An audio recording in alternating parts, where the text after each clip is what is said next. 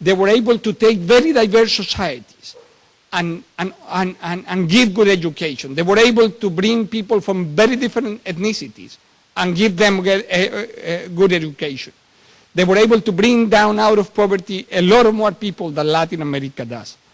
And that shows that we need to do more, and we have a problem that until now, I think that is going to change with the financial crisis. In Latin America, we need much better state institutions. That is very difficult to sell in Washington. You talk the language and it's difficult. Most people think only in economics and don't understand what is that of having better state and government institutions. I hope now it's going to be easier to sell these ideas. But we need better, because when you don't have a good education system, when you don't have a good health system, when you don't have that working, you are not able to reduce significant poverty. You are able to bring out of poverty people with good economic growth, but many people do not come out even with that. When you have extreme poverty, when you have marginalized people, and there is a lot of that in Latin America. Only Costa Rica and Uruguay and Chile, probably only those three, are out of those problems. But all the other countries have those problems of having marginalized people. Those people need state institutions working, good education system working. You hear in Mexico that they did an extraordinary effort to put more money. The increase of budgets for education in Latin America has been dramatic. I mean, there has been a real increase in the amount of resources. But even with that, the quality of education has not improved significantly. When you see where Mexico is, or Brazil is, in international standard from one year to the next, nothing seems to change. We are not able to move enough. And in this period of globalization, education is everything. The second thing is, even when things work, NAFTA has been good for Mexico. I have no doubt. I cannot imagine the financial crisis of '95 without NAFTA in place. But what happened? One, Mexico is not growing as well as it should. 3% or 3.5% is a bad growth for Mexico with the type of problem Mexico has. Second, the regions of Mexico that do not export enough are not receiving enough benefits from the process of integration to the U.S. economy, from the process of globalization. Third, unskilled workers do not benefit from globalization and from trade. They don't find a way of receiving enough benefit. So even when things work, you still have big challenges. And the only way, you need good state institutions trying to deal with that, with the people that are unskilled, with the regions that do not export products. The south of Mexico, as we have seen, is in trouble all the time. And I put the examples of Mexico just because it's what you know better. So the social challenges in Latin America are still great. And we move ahead slowly, very slowly, not as fast as we need.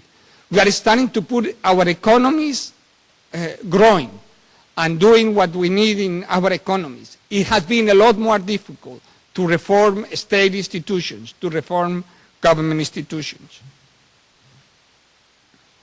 The other thing that has happened and has had big consequences in Latin America is how democracy has changed, how the ideas of democracy have changed with globalization. And I remember, I mean, just a few years ago, democracy was having elections, fair elections, not with no much fraud, with no fraud. And that was democracy, and people were happy with that. Well, in Latin America, and this was a period of an effort that I think that was important, and is losing ground. I think is losing ground in some places. With all the failures of the economic system and the Mexican crisis and the Brazilian crisis and all this, the idea that we needed to develop democracy also that we needed to do more things well, that state institutions were important, that political parties were important, that we needed to have much better political systems. Until very recently, not having a good political system seems a minor problem. Today is a big problem. Political globalization is changing the world in a fastest way than the economic globalization. I mean, the power of media, the power of the internet is creating a lot of pressure on political systems. And the fight against corruption is very important, and every local problem has an international dimension. Every citizen of the world, not only of the Americas, has the right, and they feel they have the rights to get indignant and to protest because there is fraud in one place, or because there are discrimination against indigenous people, or discrimination against women, or violence against women, or because a government does not recognize a ruling of a constitutional court, or because there is not separation of powers, or because there is no accountability. All these things, every one of these news became a global problem. Every problem of AIDS in Africa, every problem of hunger in any country, all these problems became global. There is a tendency to social awareness. There is a tendency to the respect of human rights everywhere.